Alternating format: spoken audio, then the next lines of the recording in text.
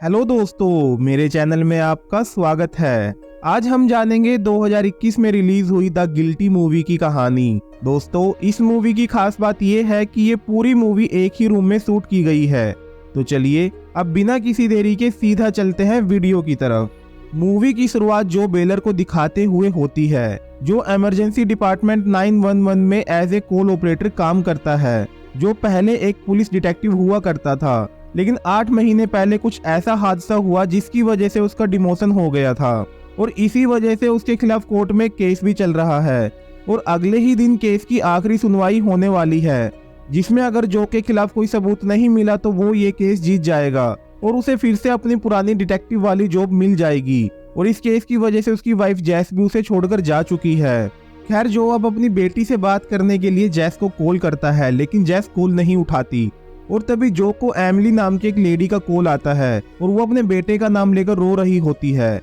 और वो जो से ऐसे बात करती है जैसे उसने अपने बेटे को कॉल किया हो, जिस पर पहले तो जो को ये सब मजाक लगता है क्योंकि लोग अक्सर 911 पर झूठे फोन करते रहते हैं, इसलिए जो कॉल काटने ही वाला था। लेकिन तभी उसे एमिली के पीछे से किसी आदमी की आवाज आती है जो एमिली पर चिल्ला रहा होता है, जिससे जो को पता चल जाता है कि किसी ने एमिली को किडनैप किया है। इसके बाद जो एमिली से कहता है कि मैं समझ चुका हूँ कि तुम मुसीबत में हो और अब मैं तुमसे कुछ सवाल पूछूंगा जिसका जवाब तुम सिर्फ हाँ या ना में देना ताकि किडनैपर को शक ना हो। और इसके बाद वो एमिली से एक एक करके जानकारी लेना शुरू कर देता है, जिससे उसे पता चलता है कि एमिली के किसी अपने ने ही उसे किडनैप किया है और अब वो उसे एक व्हाइट कार में शहर से बाहर ले जा रहा है। लेकिन तभी एमिली गलती से वैन शब्द का इस्तेमाल कर लेती है, जिससे किडनैपर को शक हो जाता है और एमिली को कॉल काटना पड़ता है। अभी तक जो को उस वैन की एग्जैक्ट लोकेशन नहीं पता चली थी जिसमें किडनैपर एमिली को लेकर जा रहा था, इसलिए वो हाईवे पेट्रोलिंग टीम को कॉल करता है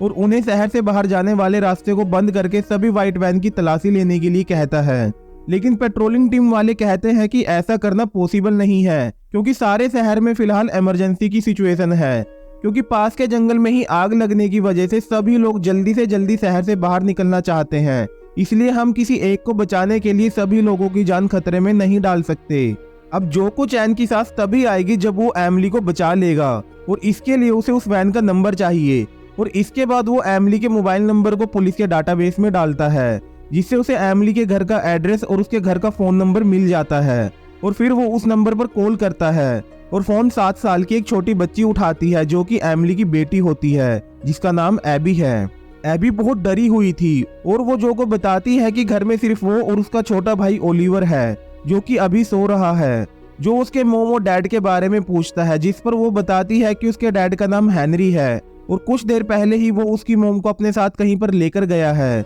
और उसके हाथ में एक नाइफ भी था। इसके बाद जो उससे पूछता है कि क्या तुम्हारे डैड के पास एक व्हाइट कार है, जिस पर एबी हाँ बोलती है, जिससे जो को पता चल जाता है कि एमिली को उसके एक्स हस्बैंड हेनरी ने ही किडनैप किया है और एबी जो को हेनरी का मोबाइल नंबर भी दे देती है। अब जो हेनरी के मोबाइल नंबर को पुलिस के डाटाबेस में डालता है, जिससे उसे हेनरी की कार का नंबर मिल जाता है और वो हेनरी का पुलिस रिकॉर्ड भी चेक करता है और उसके खिलाफ ढेर सारे केसेस होते हैं। और इसके बाद वो हाईवे पेट्रोलिंग टीम को हेनरी की कार का नंबर दे देता है और उसे ढूंढने के लिए कहता है और वो एक यूनिट को एमिली के घर पर भेजने के लिए भी कहता है, क्योंकि वहां पर एबी और ओलिवर थे जो कि काफी डरे हुए थे, जिस पर पेट्रोलिंग टीम कहती है कि वो सिर्फ एमिली को ढूंढने के लिए ही यूनिट भेज सकते हैं। लेकिन जो चाहता था कि एक यूनिट एमिली के घर पर भी जाए, जिस पर पेट्रोलिंग टीम वाले कहते हैं कि वो अपना काम करे और उन्हें अपना काम करने दे। इसके बाद जो अपने सीनियर ऑफिसर मिलर को कॉल करता है और उसे सारा केस समझाता है और उसे एमिली के घर पर एक यूनिट भेजने के लिए कहता है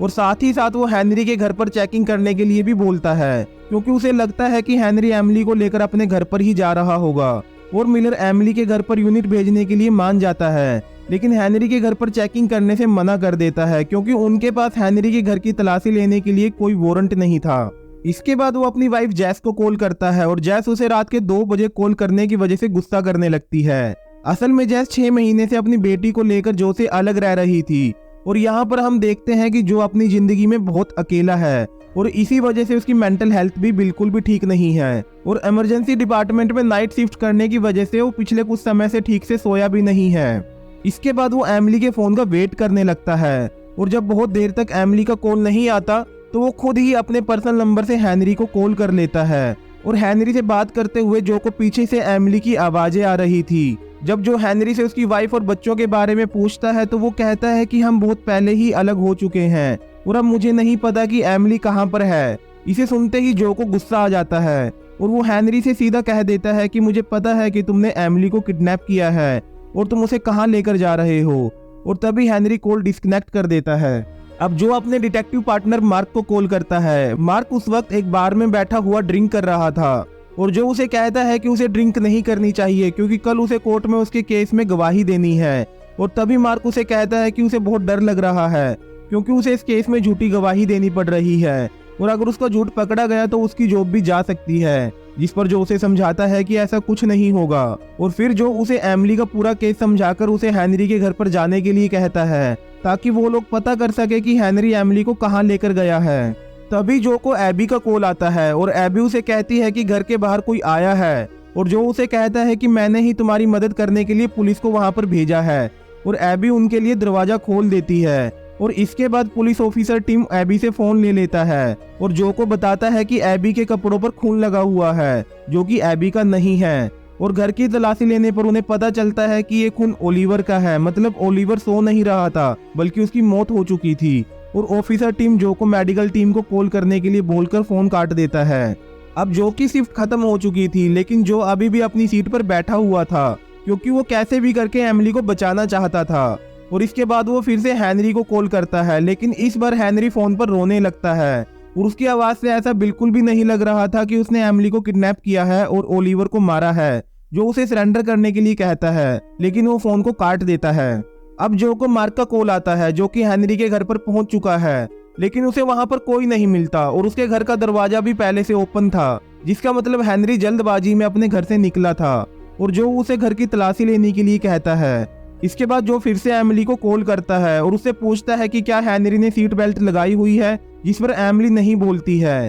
फिर जो एमिली को अपनी सीट बेल्ट लगाकर हैंड ब्रेक खींचने के लिए बोलता है और एमिली ऐसा ही करती है लेकिन इससे उनकी कार क्रैश नहीं होती और हेनरी उसे कार में पीछे डाल देता है। इसके बाद जो एमिली से पूछता है कि क्या तुम्हारे आसपास कोई भारी चीज है और एमिली देखती है कि उसके पास एक भारी बॉक्स रखा हुआ है जिसमें कुछ ब्रिक्स होती हैं यानी कि ईंटें होती हैं। अब जो उसे कहता है कि जैसे ही हेनरी कार रोककर तुम्हारे पास आएगा तो तुम एक ब्रिक से उसके सर पर जितना जोर से हो सके उतना जोर से मार देना क्योंकि हेनरी यही डिजर्व करता है। और तभी एमिली कहती है कि हेनरी इतने गुस्से में क्यों है, मैंने तो सिर्फ ओलिवर के पेट से सांप ही तो निकाले थे जिसकी वजह से ओलिवर अब बिल्कुल ठीक है और अब वो रो भी नहीं रहा। और ये सब सुनते ही जो एकदम से हैरान हो जाता है और उसे समझ में आ जाता है कि एमिली ने ही ओलिवर को मारा है। असल में एमिली मेंटली डिस्टर्ब थी और जब ओलिवर लगातार रो रहा था तो एमिली को लगा कि उसके पेट में सांप है और उसने एक नाइफ से ओलिवर के पेट को काट दिया और सांप समझकर उसकी इंटेस्टाइन बाहर निकाल दी। खैर अब ये सब जानने के बाद जो को बहुत पछतावा होता है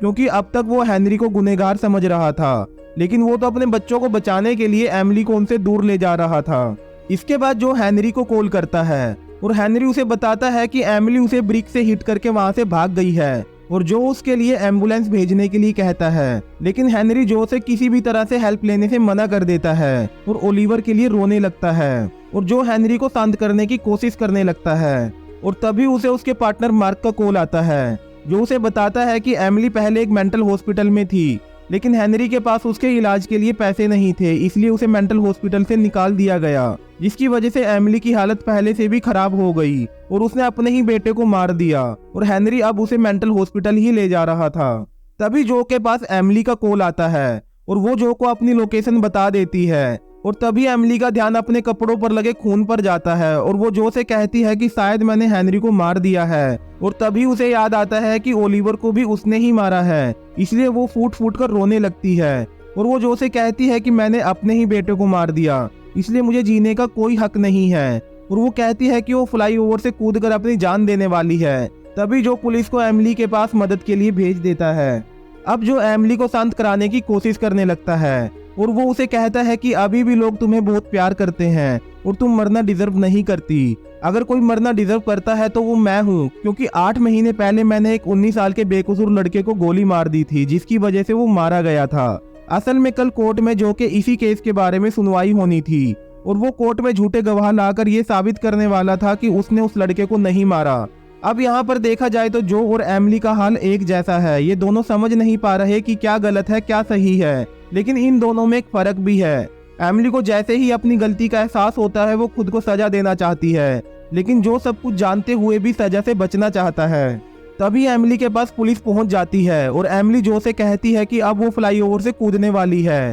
और इतना कहकर वो फोन काट देती है और जो जोर जोर से रोने लगता है, क्योंकि उसे लग रहा था कि उसकी गलती की वजह से ही ये सब हुआ है। और वो बार बार एमिली को फोन करता है और तभी एक पुलिस ऑफिसर उसका फोन उठाता है और जो को बताता है कि एमिली फ्लाईओवर से कूदने ही वाली थी, लेकिन सही समय पर आकर उन्होंने उसे बचा लिया। जिसे सुनकर जो को बहुत खुशी होती है, क्योंकि आज उसकी वजह से किसी की जान बच पाई थी। और उसकी ये खुशी और भी ज्यादा तब हो गई जब उसे पता चला कि ओलिवर भी अभी जिंदा है और वो अभी आईसीयू में एडमिट है। जो अब बहुत खुश था, क्योंकि आज उसने 2 जाने और एक परिवार को बिखरने से बचा लिया था और अब वो सही गलत में फर्क समझ चुका था। और जो गलती उसने 8 महीने पहले की थी, अब वो उसकी सजा भुगतने के लिए तैयार था। और वो मार्क को फोन करके उसे कोर्ट में सच बोलने के लिए कहता है और मार्क उसे कहता है कि वो ऐसा नहीं कर सकता क्योंकि कोर्ट तुम्हें मौत की सजा सुना देगा। इसके बाद वो एक जर्नलिस्ट को कॉल करके उसे उस दिन के हादसे के बारे में सब कुछ सच सच बता देता है। और अब अगले दिन कोर्ट जो के खिलाफ फैसला सुना देता है और जो ये केस हार जाता है, लेकिन वो फिर भी खुश था क्योंकि उसने अपनी जिंदगी की सबसे बड़ी जंग जीत ली थी। और इसी के साथ ये मूवी यहीं पर खत्म हो जाती है। तो दोस्तों ये थी द गिल्टी मूवी की कहानी। उम्मीद करता हूँ आपको पसंद आई होगी। अगर पसंद आई है तो वीडियो को लाइक करें और साथ ही साथ चैनल को सब्सक्राइब करना और बेल आइकन को दबाना बिल्कुल ना भूलें। तो चलिए मिलते हैं अगली वीडियो में एक नई कहानी के साथ। तब तक के लिए बाय बाय।